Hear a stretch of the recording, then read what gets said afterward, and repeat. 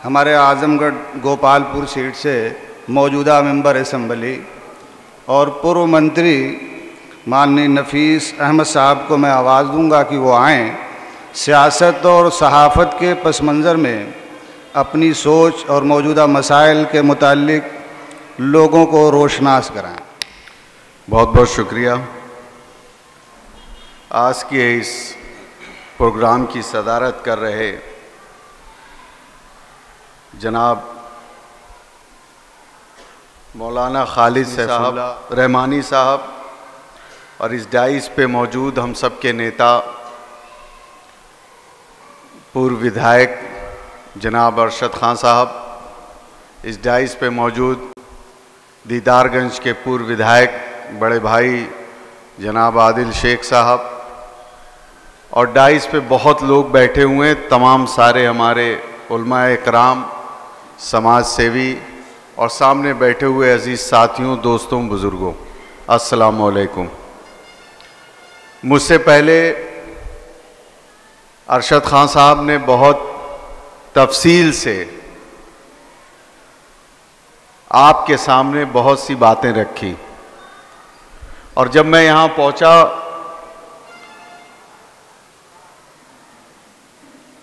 तो मुझे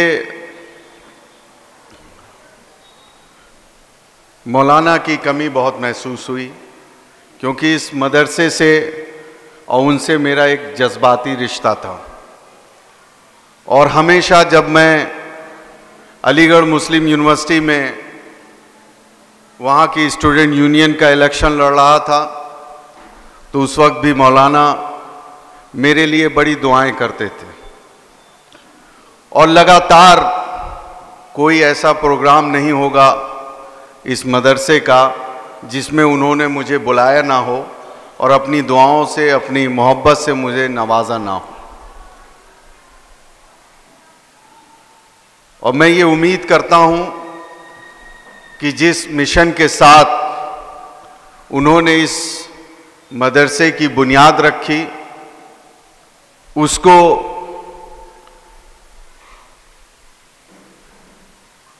मौलाना अहमदुल्लाह साहब इसको आगे लेकर उनके ख्वाबों को पूरा करने का काम करेंगे। और जब कभी भी आपको अपने इस भाई की ज़रूरत हो तो आप ज़रूर मुझे याद करिएगा।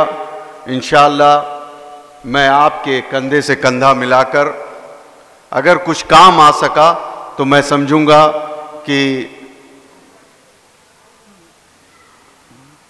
अब मेरे पास अल्फाज नहीं है उस रिश्ते को बयान करने का, क्योंकि ये मौजू सियासत और शहाफत का है। तो मैं सीधे अब टॉपिक पे आता हूँ। मुझसे पहले बहुत से लोगों ने अपनी बातें रखी, और ये सच्चाई है कि हम मुसलमानों को दूसरों की बुराई करने में बहुत मजा आता है, दूसरों की कमियां देखने में बहुत मजा आता है, लेकिन कभी भी हम अपने गिरबान में झांक के नहीं देखते कि हमारे अंदर कितनी कमियां हैं। हम उसके मानने वाले हैं जो पूरी दुनिया को बनाने वाला है, और उसकी रहनुमाई में चलने वाले हैं जो पूरी दुनिया के लिए रहमत बन के आए थे। उन्होंने हमारे नबी करीम सल्लल्लाहु अलैहि वसल्लम ने अपनी जिंदगी में वो सारी चीजें हमको बता कर गए कि किस तरीके से हमको दुनिया में दीन पे भी चलना है और दुनिया के भी काम को करना है। लेकिन शायद हो सकता है कि मैं जो चीज देख रहा हूं वो गलत हो, लेकिन आज पूरी दुनिया के अंदर अगर मुसलमान परेशान है तो उसकी सबसे बड़ी वजह है कि उसने नबी करीम सल्लल्लाहु अलैहि वसल्लम के बताए हुए रास्ते से भटक चुका है। इस्लाम में कहीं भी नहीं लिखा हुआ है कि आप जब मदद करने के लिए अपने हाथ को उठाएं तो जिसकी मदद कर रहे हो तो इस्लाम का मानने वाला हो। कहीं नहीं लिखा हुआ है, इस्लाम में कहीं नहीं लिखा हुआ है कि अगर आप अपने पड़ोसी की मदद करें तो उसकी मजहब और उसकी बिरादरी को देखकर मदद करें, कहीं नहीं है। लेकिन आज अफसोस होता है कि मुसलमान अपनी बस्तियों में तो रहता है, लेकिन उसके पड़ोस में अगर कोई गैर मुस्लिम भाई बीमार है, मदद के लिए वो तरस रहा है, तो अक्सरियत में कोई हाथ उस तक नहीं पहुंचता।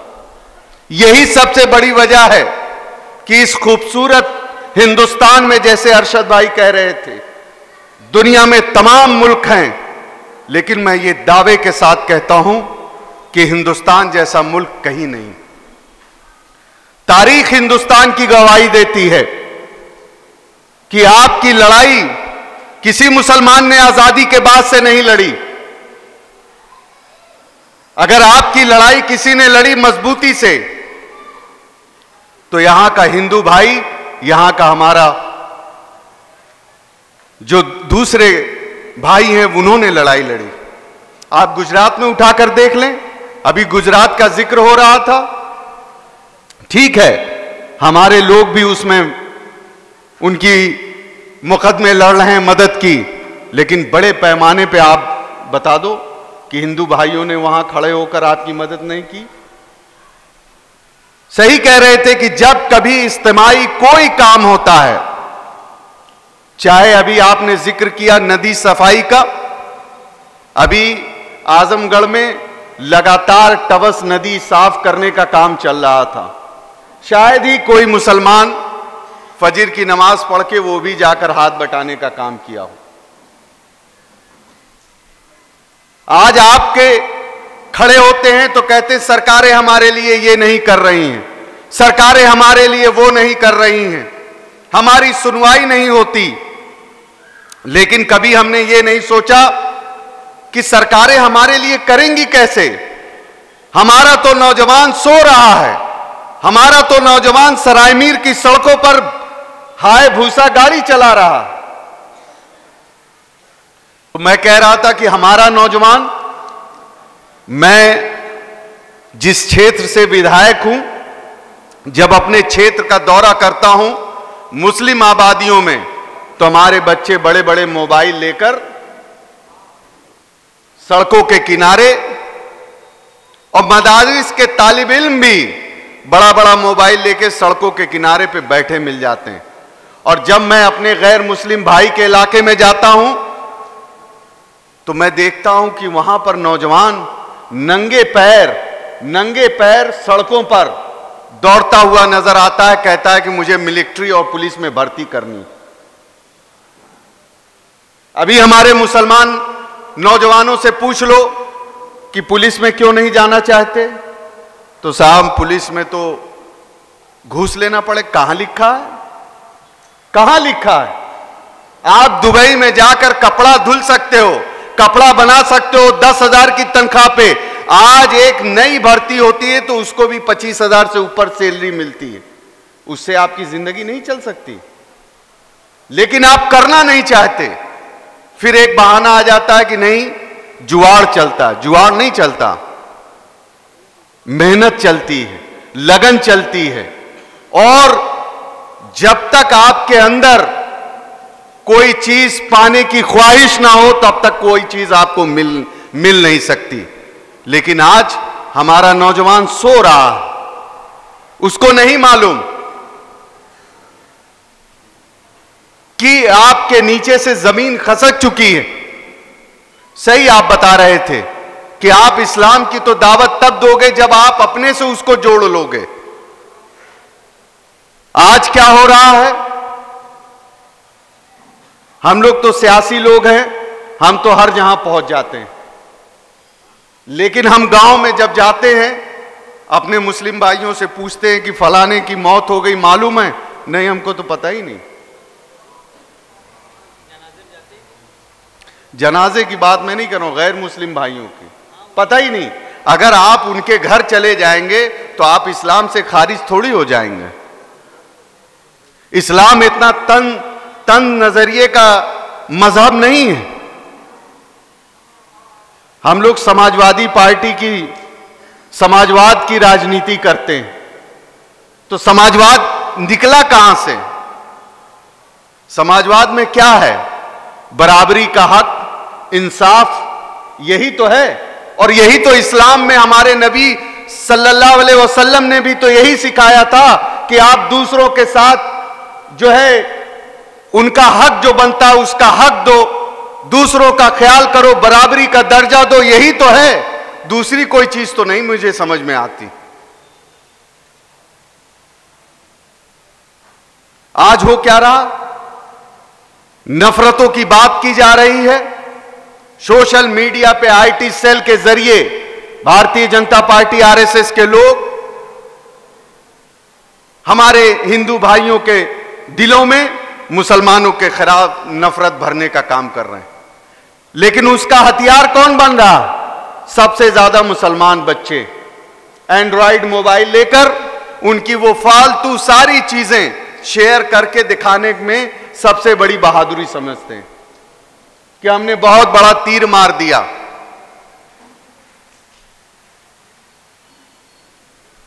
वाकई अगर आप चाहते हो कि आपका सियासत में भी हिस्सेदारी हो, आपकी नौकरी में भी हिस्सेदारी हो और आप सर उठाकर इस मुल्क में रहना चाहते हैं, तो पहले अपने अंदर झांक कर देखिए कि हमारे अंदर क्या कमी रही।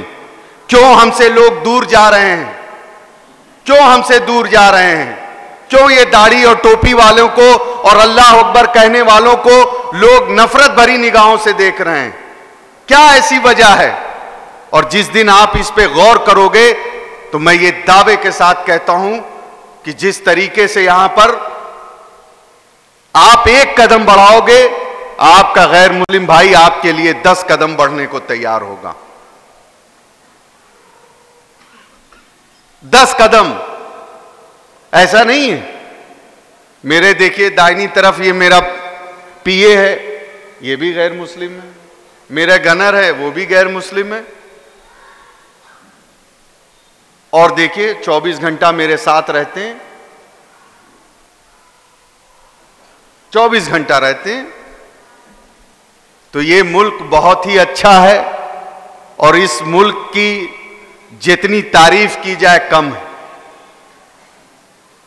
और आखिर में एक ही बात कहूंगा, वो कौम खत्म हो जाती है जिसकी जबान उससे छीन ली जाए। तो हमारी जबान भी चली गई, हमारी तहजीब और तरबियत भी चली गई। अब हम मदरसे में जाते हैं तो बहुत बार हमारे लोग कहते हैं कि नहीं, मदरसे ही वालों की थोड़ी जिम्मेदारी है। लेकिन बुनियाद तो हमारा मदरसा है। मदरसे में कई बार ऐसा मौका होता है जब हम जाते हैं, गेट में इंटर किए, पता ये चला कि तालिब इल्म खड़े हैं, एक भी तालिब इल्म सलाम नहीं करता, शक्ल देखता है, शक्ल देखता है। वजह, अब हम जब नर्सरी क्लास में थे, दिनियात पढ़ाई गई तो पहले ही ये कहा, बड़े को देखो तो सलाम करो, छोटे को देखो तो सलाम करो। जब हमारे बड़े करना छोड़ दिए तो छोटे भी छोड़ दिए। अब एक किस्सा भी सुना के अपनी बात को खत्म करूंगा कि अलीगढ़ वालों से अगर आप मिलोगे, जो अलीगढ़ के तालिब इल्म रहे हैं 2004 से पहले, वहां भी खत्म हो चुका है। तो जब हम लोगों का इंट्रोडक्शन होता था तो ये कहा जाता था कि जितने सीनियर मिले सबको सलाम करते रहो। तो जब हम लोग रूम से निकलते थे बाथरूम तक जाने के लिए, तो रास्ते भर मिलते थे तो ये हाथ ऐसे ही रहता, अस्सलाम वालेकुम, अस्सलाम वालेकुम, अस्सलाम वालेकुम। तो हम लोगों की तो आदत पड़ गई कि वालेकुम सलाम बोल ही नहीं पाते।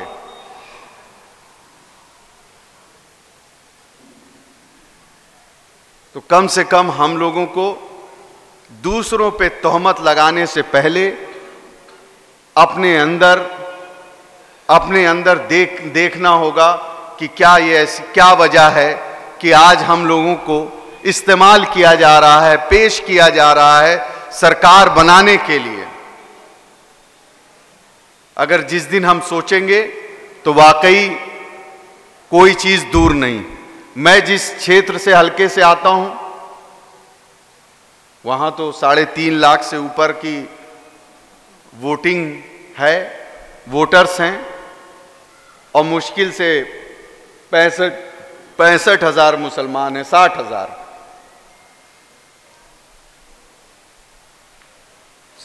हैं। आज मैं विधायक तो हूं, ऐसा नहीं। अगर हम दूसरों के दुख सुख में शरीक होंगे, अपने अंदर मतलब इतनी अफसोस होती है। अरशद भाई, सड़कों पे चलते हुए देखता हूं तो हमारे जो नौजवान हैं जिस तरीके से गाड़ी चलाते हैं, जिस तरीके से हुड़दंगी करते हैं, अफसोस होता है कि क्या वाकई हम लोग ईमान वाले हैं, रसूल के मानने वाले हैं। इस तरीके का रवैया हो चुका है। तो ज़्यादा कुछ ना कहते हुए, अगर कुछ ज़्यादा मैं कह दिया हूं तो उसके लिए माजरत चाहूँगा, और इस शेर के साथ अपनी बात को ख़त्म करूँगा। रख हौसला, वो मंजर भी आएगा, प्यासे के पास चलकर समंदर भी आएगा। थक कर ना बैठ ए मंजिल के मुसाफिर, मंजिल भी मिलेगी और मिलने का मज़ा भी आएगा। खुदा हाफिज। सामीन किराम, आपने 2 जिंदा सियासतदानों की हौसलामंद बातें समाअत फरमाई। दोनों तजर्बेकार हैं और मुस्लिम कौम से ताल्लुक़ रखते हुए मिल्लत की हमदर्दियाँ भी इनके दिलों में यकीनन है।